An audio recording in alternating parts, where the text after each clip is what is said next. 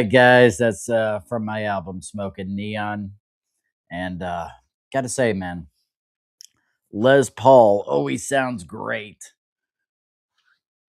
on any song, man. That's why that guitar is my number one. But welcome. I wanted to give everybody a couple of channel updates, a couple of things that are going to be changing here in the near future, starting tonight, as a matter of fact. For those who don't know, we have a sister show to Movies with 2K that we do on Fridays that is called Movies That Rock. The idea around it is that with Movies with 2K, for those who don't know, check out Movies with 2K with us on Sunday if you haven't already. Um, what we do with Movies with 2K is we kind of do a Mystery Science Theater 3000 kind of thing. And 2K likes to lean a lot into sci-fi and period pieces, and there's been a couple of cop dramas in there, a little bit of horror, stuff like that. That there's enough, it's enjoyable, but there's enough for you to goof on. That's kind of the premise there. Well, one of the things that we decided to start doing is on Fridays when 2K is doing his show with Granny. On that night, is I decided to do my own movie show as well. And what we do over there is we take rock and roll movies, okay? And movies that are about a band, either real or fictional. Same premise. You're able to enjoy it while still able to kind of pick it apart and goof on it all the way through. Just like Movies with 2K, we got a cartoon. We're doing High School USA as the cartoon over there. And we're also playing, instead of 4 trailers, we do 2 trailers, and that starts tonight at 8:30. Tonight, we're doing the, Phantom of the Paradise. Last week, we ended up doing Def Leppard's Hysteria, the Def Leppard story. We ended up doing that, and so everything is picked off of a wheel for that show. And that's something that we do over on Rumble. So if you're watching this on YouTube, you know um we're gonna I'm gonna talk a little bit about getting you guys over there and how we're gonna go about doing that and all that stuff here in just a moment. But yeah, we got the and one of the things I learned last week is we had certain friends of ours who are great on several different shows. They're great on those shows. They're not necessarily made for that particular show. Some people just kind of thought, well, it's a panel show with a movie playing in the background. Not the idea.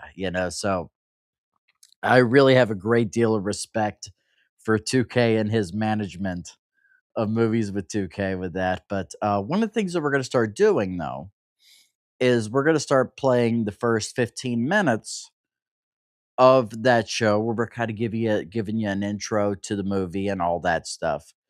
And we're gonna be playing that on YouTube, and then going and kicking it on over to Rumble and all that stuff. We'll be putting the link in the chat for you guys and all that stuff.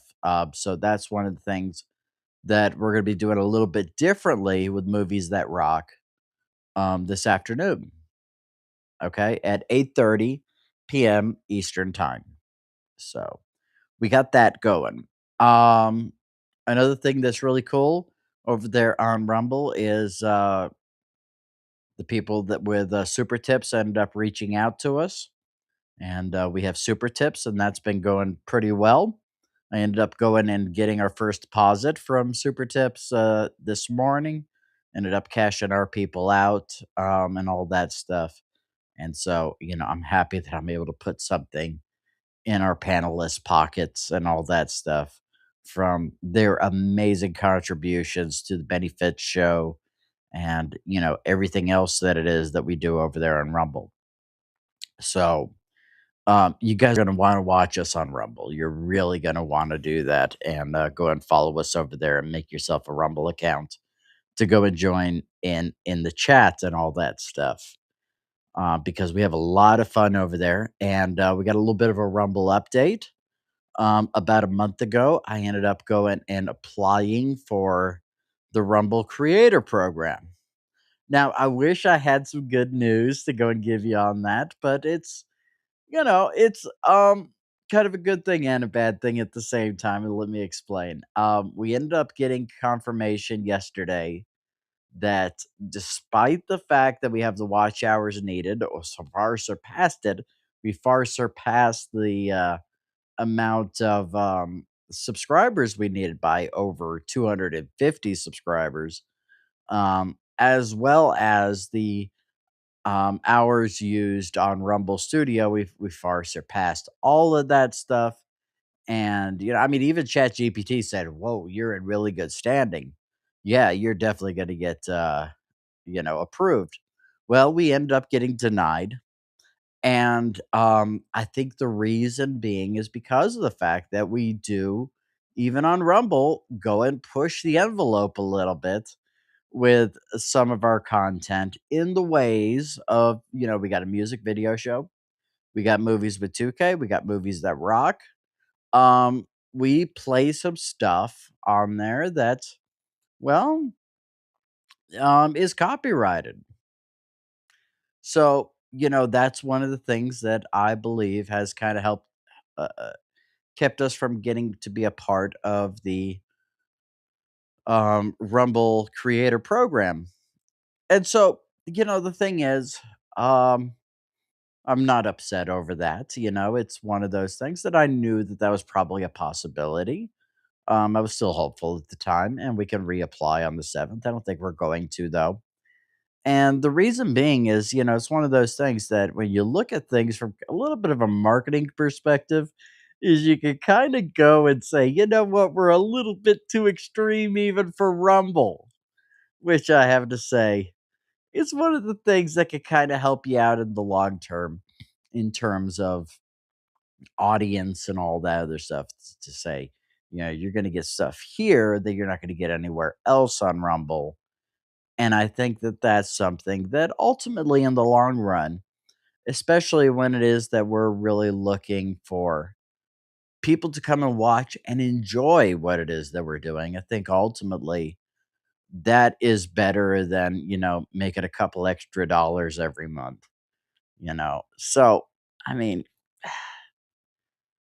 thankfully for me, I work 70 hours a week. So it's one of those things that doing this is just a hobby for me. We have fun doing this, and it's a little bit cool that we make a little bit from it, and all that. Of course, a lot of what it is that we make over here tends to go towards doing the things that we do with, you know, bringing you guys good audio, good video through EVMux with the Pro plan, as well as our free Roku channel, Unstreamable, which you can get all the stuff commercial free. See, that's key right there. That we have over there on the Rumble channel. I do have to say, last week's episode of Movies That Rock was so much of a cluster mess and a disaster. We decided not to put that episode up there. We're going to kind of treat this week's episode as kind of the inaugural thing because, like I said, there's a lot of things that I had to learn about running a show like that myself. So that will be making its way up there as well. And one of the things that I ultimately want to do is put the movies that we play on Movies That Rock up there on the Roku channel as well. Not just our watch along, but also if you wanted to see the movie as well without our commentary, we can go and do that. And so that's something that we're looking into and something that ultimately I think I'll probably start putting that into play this weekend, probably, you know. So those are some of the new things that we have coming up, some of the changes that are gonna be happening. I'm gonna be talking with the guys about, the Betty Fitch show, maybe trying to up our audience on Rumble by doing 15 minutes as well on YouTube as well, and then kinda going and pushing it off over there for the rest for the, real show over there on Rumble.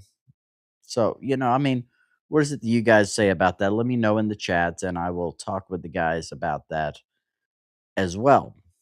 Um, because with Rumble, it's a lot different from YouTube. You're not relying upon an algorithm. You can't just accidentally stumble into something. You actually have to do the work over there to build your audience because it's not algorithm based, which I believe is even better because of the fact that, well, it's more fair to the people over there who are actually out there promoting their show and all that stuff. So, I mean, I think that is much better than algorithm based, personally. Makes you do a little bit more work, but that's definitely not something that I'm against, as you guys know. So, let's see, we got all that, and people have been asking me about Rock Talk Live segments. Okay. I haven't been doing much recently with Rock Talk Live. And the reason being is not just because of the fact that I've been busy, but it's one of those things that is something that worked better on YouTube than it did on Rumble, you know? But we also have our local subscribers as well, and we want to make sure to get something to them. And I was thinking about this the other day. How many of you guys used to watch the Punk Rock NBA? Old Finn McKenty. You guys remember that channel and that show, right? The thing that was really unique about what Finn did over there, and you could be upset over the fact that he ended up, ditching his channel saying, I met my financial goals and all that stuff, and I decided to go and ditch it and saying that he doesn't even listen to music anymore. Every person's an individual. I can't get upset with him over that. I understand at the same time, some people feel like they had been lied to and all that stuff. It's one of those things, but all in all, I think that his channel was something very unique in this way because he would go through the rise and fall of bands and kind of look at them from his financial mind. He would go in and look at things from that very unique perspective and kind of make sense in the ways of things like marketing and all that stuff. And I thought about going and doing deep dive videos for Rock Talk Live. That's not news based, but however, doing something very similar, but doing it in a way to where it is that I have a little bit of expertise and kind of going and looking at the rise and falls of bands, the rise and falls of how it is that music has changed over time. I remember, here's one instance. In the early 90s, my parents used to listen to a lot of top 40 radio, 107.9. And it went from like Celine Dion, that type of stuff, Mariah Carey, early Mariah Carey, back when she was still good. Um, Things like Stevie Nicks, things like Huey Lewis and the News, The Heights, Tom Cochran, all that. And then it kind of shifted a little bit, and you started to get some things that were in the alternative section. You started to see how it is that alternative music affected pop music, especially in terms of not only sound, but production, all of that stuff. And I remember things really started to change with that when I saw that the number one song in the country was not any of the artists that I had mentioned before, who were massive. It was this guy that I never heard of called Montel Jordan. It's like, who the heck is that? Because I used to get the newspaper and look at those things. Give it a little bit of an analysis and how it is that the music scenes had really changed, and really focusing in on a time period. Maybe focusing in on things like industrial music. How it is, a video on that, how it is that that really influenced other bands like Korn and bands that are still around today, and how and the reasons why it kind of faded into existence. But yet its remnants are still around. So some sort of deep dives like that people really don't think about. And the reason why it is I'm thinking about going that route is because we've proven to have success in that in the past. Before Bobby Nick ended up going and porn bombing our channel, one of the most popular videos on our channel was a deep dive I did into Johnny Lang. It wasn't a great video, but it was what happened to Johnny Lang. And at points I'm reading from a script and not doing very well at it. But the thing is, that video right there ended up getting close to 80,000 views. It was a video that I ended up getting somewhere around 1,000 subscribers from doing that deep dive. And apparently, it's something that I realized that if I could kind of craft it a little bit, get better at it, 80,000 for one video, I mean, it's pretty damn good. What if it is that I decide to go and do one video a week, going through, like the rise and fall of industrial music, the rise and fall of certain bands, and looking at it not from a Wikipedia way of doing it, but actually looking at it in a way that is very analytical in terms of my way of thinking. Using where it is that I thrive in terms of analytical statistics and things like that, and saying, okay, considering this factor affects this, and so on and so forth, something that we learn a lot about it within Judaism, saying, let's go and analyze this band. Let's go and analyze this genre. Maybe spend some time on yacht rock. What exactly happened there? What caused that to fall away? What happened to the music scene in the 80s that, a lot of stuff from the early 80s sounded a lot like the stuff from the slightly later 80s. Yacht rock, however, seemed to kind of fall off the edge.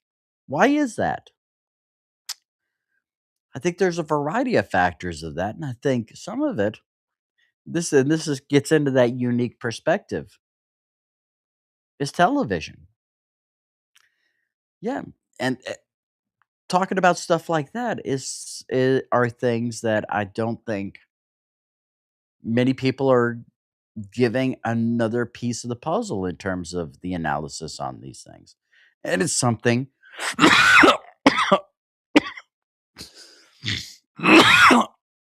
that I could do uniquely. So that's something I'm thinking about doing, maybe starting that up maybe next week. Don't know where to start with that, what topic to start on first. It might be the change in music in the early 90s in terms of top 40. That very well could be it because it's something that I've thought about greatly and analyzed greatly, and I saw it happen like in real time. As soon as I heard the Gym Blossoms being played on 107.9, I was like, what is that? That doesn't sound like it goes with anything here, you know? Um, so it's one of those things that, I think back on those days. I even had old tapes from 1992. And it's so interesting, seeing how it is the music scene changed from 92 to 93. It was just like night and day. But something that I could go and talk about in that show. And we'll be doing all that stuff in the studio. So don't worry. I know I'm downstairs being a little bit lazy, but I'm going and having my coffee, starting my day, and all that stuff. And I got to jet on out and make like a baby and head out here. But yeah, these are some of the things that we got coming up. Tonight, movies that rock. You guys are going to want to be there. You're going to want to go and join us on Cut of the Jib Uncensored on Rumble. So make a point to go and follow us over there on Rumble if you haven't yet. All right. So shalom bracha, peace and a blessing. Thank you so much for joining me here today. Shalom.